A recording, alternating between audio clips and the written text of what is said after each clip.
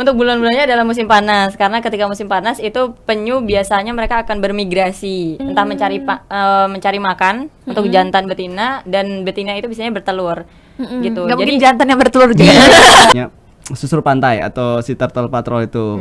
Karena di situ ada perjuangan untuk menyelamatkan telur penyu atau penyunya itu sendiri. Oke. Tapi kita juga harus bisa rela kalau misalkan nggak ketemu kayak gitu. Jadi perjuangan itu Uji nggak selalu kesabaran ya. Iya. nggak harus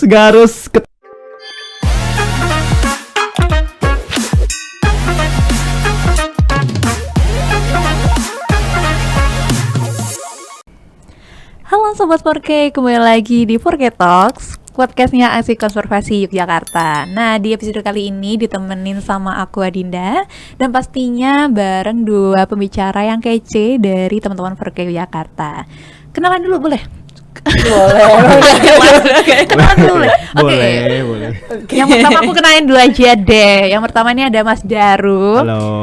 Halo. ya ada di mana-mana ya mukanya ya. Ada di mana-mana. Jadi Mas Daru ini yaitu foundernya 4K Jakarta. Terus yaitu ada Mbak Maul, Halo. tim Research and Development 4K. Iya, Mungkin bisa dikenalkan lebih jauh lagi jumlah atau enggak, maksudnya Nggak bisa. lagi kuliah di mana Itu atau udah apa pasti. gitu. Mbak Silakan. Maul dulu, ladies first. Boleh. Jangan lulus ya. Sambil Oke. melangkah kata-kata. Jadi tadi udah disebutin Maul, terus sekarang studinya di Fakultas Biologi Universitas Gadjah Mada. Keren Udah. banget. Enggak aja sih ya. Terus Mas Daru sekarang kesibukannya apa nih Mas? Oke, kesibukanku adalah mencari kesibukan. Sok sibuk Sok aja. Enggak, untuk saat ini aku memang fokus di konservasi penyu pantai Pelangi, dan aku juga ya ada kerja juga, tapi sambil meniti dari konservasi. Jadi kayak konservasi ini bisa dibilang ya serius tapi santai. Iya. Oh serius Diseriusin tapi santai gitu. Iya betul betul banget.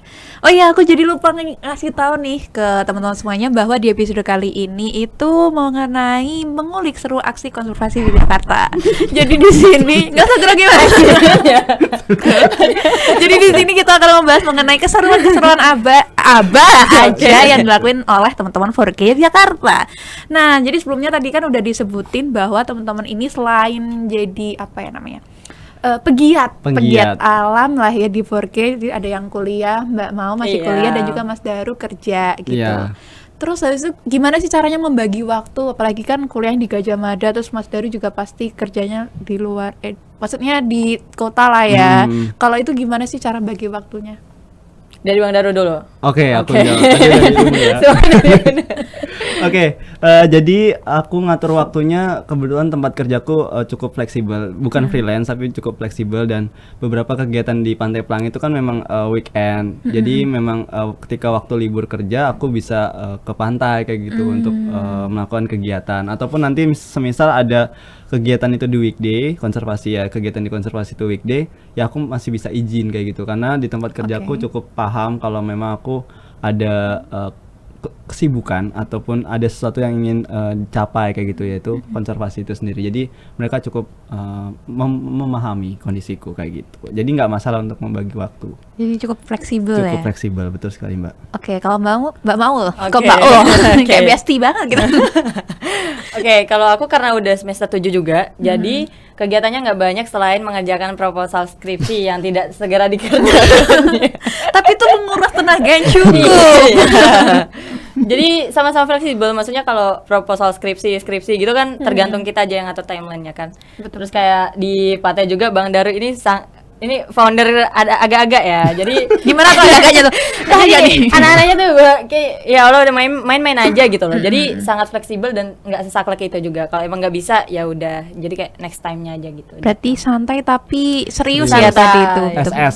Iya, SS ya. Tagline-nya SR. Bukan yang Baru itu ya, ya, bukan yang baru makanan ya. ya, bukan salah. Oke, terus habis itu tadi kan kayaknya nih seru banget nih kayaknya di pantai, apalagi kegiatan di pantai dan bertemu dengan penyu-penyu. Itu kegiatannya apa aja sih selain kayak aku pernah lihat itu pelepasan penyu ya. Pelepasan tukik. Oh, sorry, pelepasan tukik. Pelepasan Itu selain tukik. itu apa aja sih kegiatannya kalau di 4K? Ya, kalau di 4K karena kita memang konservasi ya, jadi kegiatan itu memang melihat dari kebutuhan ekologi juga. Ekologi itu ya lingkungan di sekitar itu. Kebutuhannya apa saja sih, dan kebetulan kasus atau isu yang terjadi di Pantai Pelangi itu ya nggak jauh-jauh dari yang namanya isu sampah laut. Iya. Oke. Jadi otomatis kita harus melakukan yang namanya gimana sih menyelesaikan permasalahan sampah laut itu. Meskipun itu hanya dari hilirnya, belum ke hulu. Setidaknya kita supaya sampah laut ini tidak terlalu berdampak terhadap pendaratan penyu atau berdampak langsung sama penyunya kayak gitu. Oke. Jadi ada namanya kegiatan bersih pantai atau beach clean up. Terus kita juga ada kegiatan yang namanya penanaman. Nah, penanaman juga kita lihat lagi nih kebutuhan lingkungannya apa. Oke. Penanaman di sana tuh ya nggak boleh sembarangan penanaman. Mungkin aku pengen nanam pohon toge gitu, nggak bisa dong. Terlalu kecil. Kayak Nanti gitu. kena angin paling jatuh. Doyong kan, doyong kan. Nah, jadi apa ya namanya?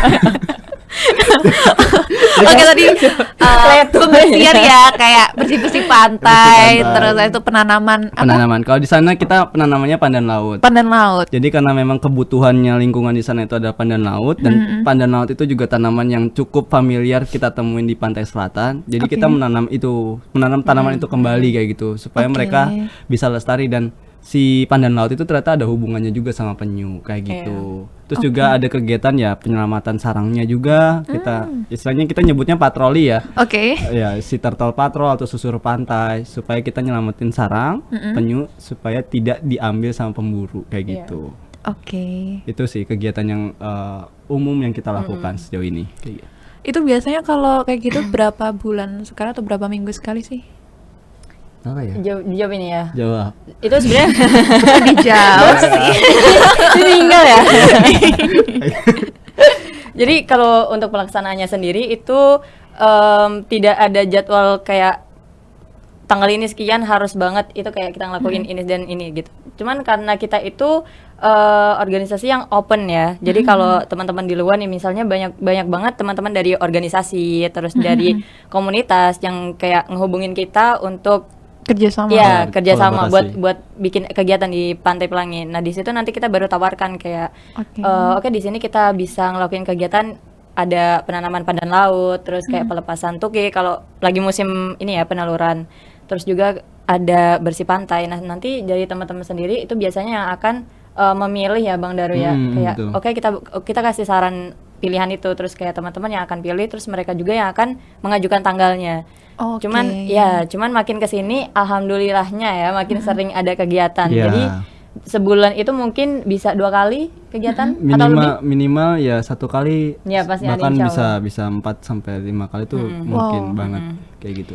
Itu cara baginya gimana tuh sama timnya tuh? Kan itu kayaknya kegiatannya agak lumayan padat ya. Iya, Itu betul. gimana tuh? Jadi sistemnya 4K ini kan karena tahu ya, maksudnya diriku tahu bahwa Jogja ini memang anak-anaknya adalah anak-anak mahasiswa kayak gitu kan. Otomatis organisasi itu tidak boleh membatasi kewajiban mereka dalam berkuliah kayak gitu. Betul, setuju. Organisasi itu ya gimana cara mereka mendapat pengalaman lebih yang mungkin Iya. tidak dia dapatkan di perkuliahan kayak gitu. Nah, Betul. semisalkan ternyata memang tidak bisa ya teman-teman di sini kan sebenarnya banyak.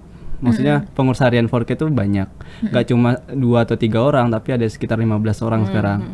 Nah, kalau misalkan ada bisa 1 orang atau 2 orang yang terlibat ya nggak masalah kayak gitu. Itu masih bisa kayak gitu. Nggak semua harus pokoknya dirimu Iya. minggu depan bisa ya.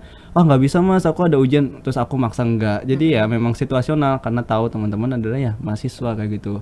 Dan Oke. kerelawanan, yang namanya kerelawanan juga aku harus menyadari itu nggak boleh aku memaksa kayak gitu sih. Jadinya fleksibel juga. Makanya tadi serius tapi Santai, yes, hahaha yes. tapi ada progres kayak gitu. Betul. Oke, seru. Seru. Ini kalau misalnya nih ada para pendengar yang mau ikutan join tuh gimana sih caranya? Atau mau DM, Kak, aku pengen dong masuk 4K timnya atau apa gitu, bisa nggak? Atau kayak tiba-tiba ke pantai terus gimana tuh? Kalau ada yang tiba-tiba ke tertarik. pantai buat main boleh, sangat terbuka. Tapi untuk kalau buat join itu biasanya pantengin aja di Instagram 4K. Itu pasti kita update selalu kalau ada informasi penerimaan anggota atau misal untuk si Turtle Patrol tadi Iya. misal itu kita biasanya butuh sumber daya manusia yang jauh lebih banyak karena itu kan tiap hari ya kita kayak patroli penyu dan nggak mungkin kalau kita yang sumber dayanya mungkin 15 ya itu tiap hari kita harus ke sana itu kayak susah gitu loh. Agak Jadi boncos juga iya, di ya. bensin. Boncos ya. Bisa tambah biaya bensin ini. Betul. Terus jadi kita open recruitment untuk teman-teman relawan dan itu Oke. isinya banyak banget orang-orangnya gitu. Jadi manajemennya dari situ sih. Terus mungkin kalau biasanya teman-teman juga kalau dari fakultas itu kan saya sendiri masih mahasiswa nih. Terus di universitas juga banyak teman-teman organisasi yang tertarik nih, mungkin kayak dengar ada Forke Yogyakarta, terus mereka tertarik untuk melakukan kegiatan. Nah pasti mereka kayak nanya-nanya dulu sama teman terdekatnya, misal gimana ngehubunginya, dan mungkin kita bakal ngarahin kayak oke, hubungin aja foundernya nih Bang Daru, atau langsung aja ke terus ke bagian humasnya itu ada. Oke. Terus ini tadi kan kalau Mas Daru kan ini jadi founder, terus habis itu Mbak Mal itu jadi tim riset and development-nya. Iya. Kira-kira di 4K itu ada divisi apa aja sih? Oke, kalau divisi sebenarnya jelas masih bisa berkembang ya, tapi sejauh ini kita ada, kalau nggak salah ya, mudah-mudahan nggak salah. Ayo Mbak Ingat, dikoreksi Agak ya. mungkin. Founder agak Bener lupa.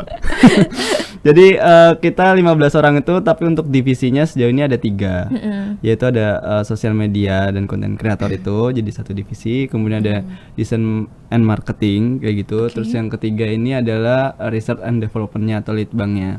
Nah kemudian sisa-sisanya kayak misalkan ada humas ataupun sekben itu bukan di kategori divisi, karena divisi ini kan dia punya apa ya, ilmunya sendiri kayak gitu, ada pengembangannya lagi. Semisal kalau misalkan humas kan mereka lebih ke penerimaan apa namanya yang mau kolaborasi dan Iya, kalau leadbank ataupun desain marketing kayak gitu kan ada project yang mereka harus kembangi. Contoh yang research and development atau leadbank, mereka harus mendata penyu itu yang mendarat tahun ini berapa. Oke. Terus mungkin data sampah lautnya seperti apa, yang itu bisa jadi konsumsi publik supaya orang tahu oh kondisi pantai di Jogja itu seperti ini loh. Jadi kita tidak hanya apa ya sebuah kegiatan, tapi kita juga memberikan edukasi ke masyarakat, ke anak-anak lainnya. Oh kondisinya seperti ini, dan itu menjadi apa ya istilahnya wadah mereka mengetahui juga kan bahwa karena lingkungannya mungkin tidak baik atau sudah tidak sehat, mereka akhirnya mau membantu kami atau membantu konservasi penyu pantai Pelangi kayak gitu. Oke, keren. Kalau misalkan nih, apa sih namanya kayak tadi patroli, terus habis itu pelepasan tuki itu ada kayak ini nggak, bulan-bulan tertentu nggak? Ada bulan-bulan tertentu. Ya, ada. Bulannya Ada.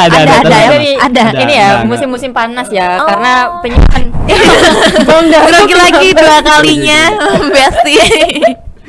Oke, jadi untuk bulan-bulannya adalah musim panas, karena ketika musim panas itu penyu biasanya mereka akan bermigrasi, entah mencari makan untuk jantan betina, dan betina itu biasanya bertelur gitu. Nggak Jadi mungkin jantan yang bertelur juga. penyu kan. Oke. Gitu. Jadi biasanya bulannya itu dari bulan, mungkin intensifnya 4K itu dari bulan April sampai Juni. Ya, Juli. Itu Tapi gitu. untuk apa namanya patroli itu kita biasanya di intensitas tertinggi Mbak. Jadi supaya teman-teman ketika melakukan konservasi atau melakukan susur pantai, presentasi mereka bertemu dengan penyu atau memindahkan sarang itu tinggi kayak gitu. Oke. Supaya mereka bisa istilahnya belajar. Meskipun nggak ketemu penyu ya nggak masalah, karena kita udah sampaikan bahwa mereka patroli atau susur pantai itu ya untuk kita harus lebih dulu dibandingkan pemburu. Betul. Oke. Jadi kalau misalkan kita nggak ketemu sama penyu ya sudah otomatis kan oh kondisinya aman nih dan juga nggak ada pemburu kayak gitu loh. Semisal nanti ada penyu, otomatis kita orang yang pertama dibandingkan Iya. pemburu, intinya kayak gitu. Jadi ya itu yang kita tanamkan ke teman-teman umum ataupun akademisi ketika ikut susur pantai. Gitu. Intinya bertemu penyu adalah bonus. Bonus Oke. rezeki. Pernah nggak waktu itu ketemu penyu? Nah ini yang Pernah nggak? baru kamu pernah ketemu nggak sebelumnya? Bertemunya telur ya, Telur 2 sarang penyunya. sebenarnya. Iya. Oke. Jadi sarang-sarang itu udah ada dan penyunya udah pergi ya. Jadi telur-telurnya aja yang ada gitu. Cuman alhamdulillahnya telurnya emang masih ada gitu. Karena biasanya Oke. ada sarang-sarang yang memang udah digali dan telurnya sudah hilang. Gitu. Oh, Jadi kayak karena udah kedulan gitu. Kedulan. betul, gitu. Itu biasanya dilakukan waktu malam hari atau? Malam hari. Oh, malam Jadi hari. kita malam hari bisa patroli atau susur pantai itu sekitar 3 kali. Ya tergantung situasi kondisi sih. Lingkungan juga kan kalau misalkan ternyata hujan ya bisa jadi nggak patroli sama Iya. sekali kayak gitu. Atau misalkan kondisi kita lelah atau gimana ya paling cuma 1 kali atau 2 kali. Jadi situasional kayak gitu. Oke, kalau misalkan nih pendaratan penyu itu kan berarti di bulan apa tadi? April April ya kalau nggak April. salah. Oke. Itu ada nggak sih misalkan di wilayah mana tuh? Misalkan di Jogja itu khusus penyu apa, terus penyu apa, penyu apa? Kalau di Jogja sendiri biasanya ketemunya penyu apa sih? Ada banyak macam ya kayak? Banyak sebenarnya banyak macam. Jadi penyu itu sebenarnya kan jenisnya terbatas ya Mbak, di dunia itu terbatas, ada 7 ya? Ya, Ada 7 7. Nah, 6 itu ada di Indonesia, dan sebenarnya di Jogja itu bisa kita temuin 4 jenis penyu. Nah, 4-empatnya itu juga pernah di Pantai Pelangi semua. Maksudnya Oke. ada penyu itu loh. Maksudnya kita Iya. pernah tahu semua 4 jenis penyu itu. Yang Oke. pertama, yang umum sering kita jumpai di Jogja itu penyu ini, Lekang. lekang. Oh, penyu lekang. Penyu Oke. lekang tuh banyak banget. Penyu lekang atau enggak penyu abu-abu. Itu nama lainnya. Nah, kemudian yang kedua tuh penyu sisik. Oke. Penyu sisik tuh biasanya kalau misalkan di tempat ilegal gitu, maksudnya dia itu dimanfaatkan untuk jadiin merchandise berupa Iya. kalung, gelang, Kok lihat saya ya? kalung, gelang, Ada apa di balik ini? Oke. kayak gitu-gitu. Jadi zaman dulu ya dimanfaatkannya seperti itu kalau penyu sisik, karena dia sisiknya tuh unik dan Iya. bagus Sampai kayak gitu. sekarang ya kalau Sampai mau cari sekarang. ya. Iya, kayak gitu. Termasuk gelang itu tadi. Betul. Bahkan ada yang frame kacamata itu pakai penyu sisik tuh masih ada. Oke. Kipas juga ada ya, kipas ya. Beberapa teman-teman 4K ada yang ketemu penggunaan apa dijual belikan gitu di umum itu pakai penyu sisik, cangkang penyu sisik. Itu masih ditemuin di Jogja kayak gitu. Nah, terus kemudian yang ketiga itu ada penyu hijau. Nah, penyu hijau ini lebih sulit atau lebih langka dibandingkan penyu sisik ataupun penyu lekang. Jadi perjumpaannya tuh jarang banget. Dan yang Oke. terakhir itu adalah penyu belimbing. Iya. Penyu belimbing. Nah, penyu belimbing ini penyu yang kita bilang ya penyu istimewa lah. Kenapa tuh? Istilahnya mereka tuh sebenarnya bisa dikatain sudah punah sih Mbak. Oke. Sudah punah di Jogja ya, di Jogja khususnya. Jadi kita bilang punah lokal karena pengalaman dari kita tuh kita kan dapat cerita ya dari masyarakat, dapat cerita terus akhirnya menyimpulkan bahwa sebenarnya penyu itu dulu perburuannya cukup masif atau cukup banyak di Jogja. Akhirnya yang si penyu belimbing itu terdampak. Mereka tuh udah benar-benar 30 tahun, 20 sampai 30 tahun terakhir ini tidak pernah mendarat. Oke. Sedangkan kan siklusnya penyu bertelur itu 20 sampai 30 tahun. Nah, bisa jadi itu ya ini penyu belimbing itu sudah punah lokal. Tapi tahun 2021 ternyata mereka mendarat lagi di Jogja, di Pantai Pelangi. Wow. Mendarat lagi. Oke. Nah, itu serius, ini keren banget, dan aku bisa ketemu 2 kali pendaratan itu. Dan beberapa teman-teman 4K ada yang Iya. lihat juga. Wow. Cerita waktu itu pendaratan pertama itu kacau banget sih, kayak nggak Pasti langsung heboh banget tuh waktu itu. Iya, itu kayak nggak siap, kayak seriusan gue dapat rumah kayak gitu. Oke. Kupon hadiah gitu kan. Oh, Serius. berarti kayak gitu kemungkinan besar tuh si penyu yang lain tuh bakal mendaratnya ke situ gitu ya? Dia sistemnya gimana ya? Punya denah kayaknya. Balik lagi nggak sih kalau dia netes Iya. dulu ya kan? Oh, iya. Jadi penyu itu punya apa ya istilahnya sensor gitu ya, deteksi untuk wilayah dia. Jadi di mana dia dilahirkan itu Ditetaskan. biasanya ya Ditetaskan. ditetaskan bukan lahir ya. Ditetaskan itu biasanya itu adalah tempat di mana dia akan pulang bermigrasi dan bertelur Oke. gitu. Jadi kalau dia mudik dia tahu tempatnya. Gue mau mudik dulu nih. Balik lagi. Dah ya. bro, gue mau mudik dulu Gua mau di mudik. Bantul. Keren. Punya GPS-nya udah Oke. dia. Oh, keren. Terus dari beberapa banyak kegiatan nih, kalau menurut teman-teman Forket tuh yang paling seru apa sih? Biasanya yang paling kayak excited banget kayak banget. Kegiatannya apa sih? Apa? Atau semuanya seru nih? Kalau yang paling favorit banget. kalau aku sih semua favorit. Nggak boleh ya? Satu dulu. Pasti favorit nih kalau founder ini. Nggak bisa. Gak bisa ya. Nggak bisa Pilih dong. milih. Oke, sebenarnya ya tadi kalau misalkan kegiatan favorit jelas mungkin ini ya apa namanya susur pantai atau si turtle patrol itu. Karena di situ ada perjuangan untuk menyelamatkan telur penyu atau penyunya itu sendiri. Iya. Oke. Tapi kita juga harus bisa rela kalau misalkan nggak ketemu kayak gitu. Jadi perjuangan itu Uji nggak selalu kesabaran ya. iya. Nggak harus ketemu gitu loh. Yang penting kita berusaha. mau Oke. nanti dapatnya apa ya nggak apa-apa kayak gitu.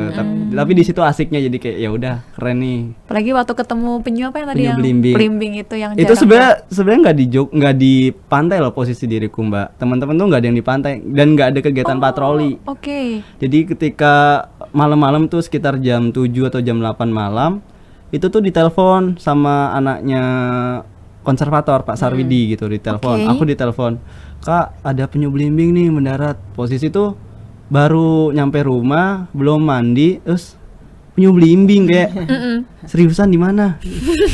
Di sini ini udah lagi gali-gali, dia udah mau bertelur.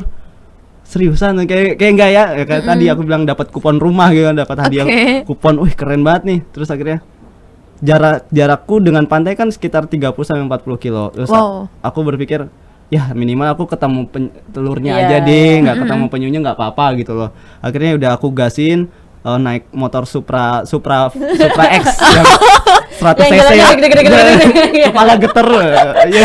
Dan penuh perjuangan Iya. menjemput si penyu. Penjut. Dramatis. Ada mau ngebut juga kan takut ya. Kagak bisa. Gak bisa ngebut kan. Ya udah, kepala geternya dia Itu udah. waktu itu hujan nggak? Hujan nggak? Enggak, Oh, enggak. untung nggak Enggak. hujan. Gila sih kalau Helmnya bermasalah. ini kalau hujan gue yang geter kan. Motornya diem, gue yang geter kan, agak repot ya. Perjuangan ya.